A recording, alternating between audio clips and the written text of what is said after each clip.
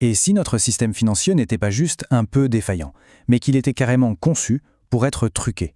C'est une idée assez radicale, on est d'accord, mais c'est précisément cette critique qu'on va explorer aujourd'hui. Une analyse qui suggère que les règles du jeu, elles sont biaisées depuis le tout début.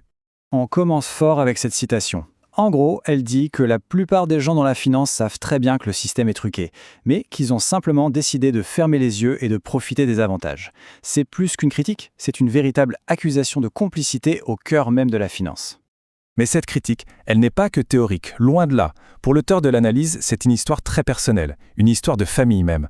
Du crash de 1929 qui a failli coûter son entreprise à son grand-père, au taux d'intérêt délirant des années 80 qui ont presque ruiné son père, jusqu'à la crise de 2008, à chaque génération, le même constat, des années d'efforts balayés par un système imprévisible et, d'après lui, profondément injuste.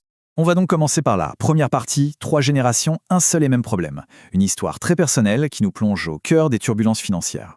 L'expérience qui a vraiment tout changé pour l'auteur, c'est celle de 2008. Il avait tout vu venir. Il avait parié contre la bulle immobilière et son fonds d'investissement gagnait plus de 50%. Mais voilà, au pire moment de la crise, une règle est changée comme ça, du jour au lendemain, et tous ses gains sont effacés. Pour lui, c'est la preuve ultime que les dés sont pipés, que les règles peuvent être réécrites à la volée pour sauver les initiés. Mais attendez, comment un tel changement de règles est-il possible? Pour le comprendre, il faut aller voir ce qu'il y a sous le capot. Il faut remonter au cœur du système, à la nature même de notre monnaie, et à ce virage historique qui a absolument tout changé. Au centre de toute cette analyse, il y a cette distinction qui est cruciale. D'un côté, on a ce qu'on appelle la monnaie saine, l'or par exemple, dont la quantité est limitée par la nature. De l'autre, on a notre monnaie de tous les jours, l'euro ou le dollar, qu'on appelle la monnaie fiat. Et là, c'est une autre histoire. On peut en imprimer à l'infini. On est donc passé d'un système ancré dans quelque chose de réel, de tangible, à un système qui repose sur la confiance et surtout sur le contrôle des banques et des gouvernements. Et cette idée que la monnaie papier est fragile, ce n'est pas nouveau du tout. Il y a plus de 2 siècles, Voltaire lui-même écrivait déjà que la monnaie papier finit toujours par retourner à sa valeur intrinsèque, c'est-à-dire zéro. Le moteur de tout ce système, c'est ce qu'on appelle les réserves fractionnaires. En clair, ça veut dire que quand on dépose 100 € à la banque, celle-ci n'en garde qu'une toute petite partie en réserve et elle prête le reste. Et c'est comme ça, selon l'auteur, que le système bancaire crée de la monnaie à partir de rien, ou plutôt à partir de dettes. Alors forcément, cette capacité à créer de l'argent quasi magiquement, ça soulève une question essentielle. Qu'est-ce qui se passe quand la soif de profit s'en mêle? C'est là que la belle théorie se heurte à la réalité et les conséquences sont souvent désastreuses. Pour décrire le rôle de la Banque centrale américaine, la Fed, l'auteur utilise une métaphore très parlante. Elle serait à la fois l'incendiaire, en créant des bulles financières avec de l'argent facile, et le pompier, qui débarque ensuite pour éteindre le feu qu'elle a elle-même allumé, en renflouant tout le système.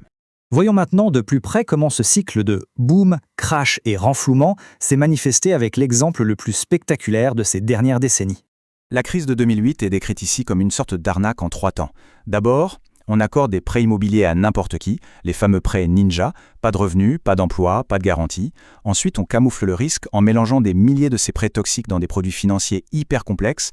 Et enfin, on vend ces bombes à retardement au monde entier en leur collant une super note AAA avec la complicité des agences de notation. Le risque n'a pas disparu, il a juste été refilé à d'autres. Le niveau de risque était devenu complètement fou. Prenez Bear Stearns, une grande banque d'investissement. Son ratio de levier était de 32,5 pour 1. Ça veut dire qu'il suffisait que la valeur de ses actifs baisse de seulement 3% pour qu'elle soit anéantie, rayée de la carte. Et c'est exactement ce qui s'est passé. Et le symbole ultime de ce système, le voici.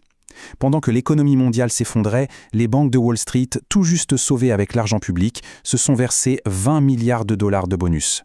En somme, l'échec a été grassement récompensé. Pour éviter que tout s'écroule, le gouvernement américain a dû injecter 700 milliards de dollars. Une somme juste astronomique, prise dans la poche des contribuables pour sauver les institutions mêmes qui avaient provoqué la crise. Le message était on ne peut plus clair. Certaines banques sont tout simplement devenues trop grosses pour faire faillite. C'est la parfaite illustration de ce 2 poids, 2 mesures. On a privatisé les profits quand tout allait bien et on a socialisé les pertes quand tout a explosé. Comme le dit l'auteur, c'était le socialisme pour les banquiers, mais le capitalisme sauvage pour les propriétaires. Ce graphique, lui, montre une des conséquences à long terme de ce système. L'écart de salaire entre les grands patrons et un employé moyen a littéralement explosé.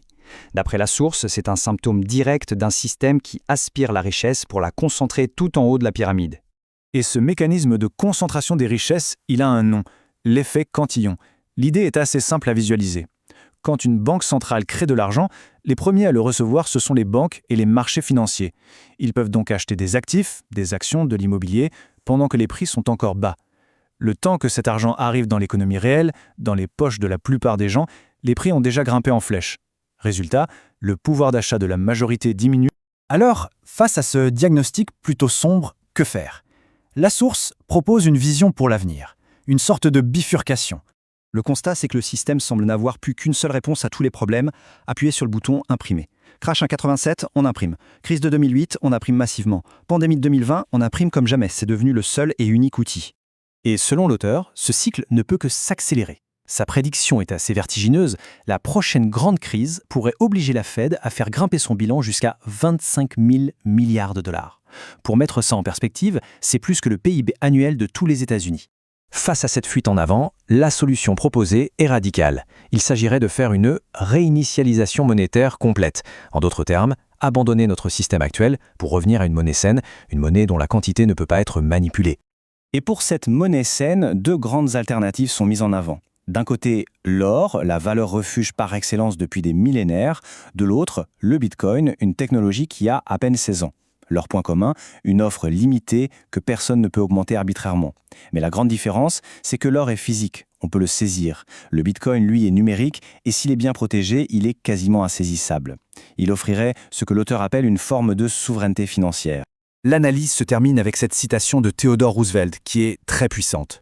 Elle ne donne pas de réponse toute faite, mais elle lance plutôt un appel à l'action. C'est un encouragement à ne pas rester simple spectateur, mais à oser défier le statu quo, à oser entrer dans l'arène même au risque d'échouer. Une réflexion finale sur le courage qu'il faut pour faire face à un système qu'on estime profondément défaillant.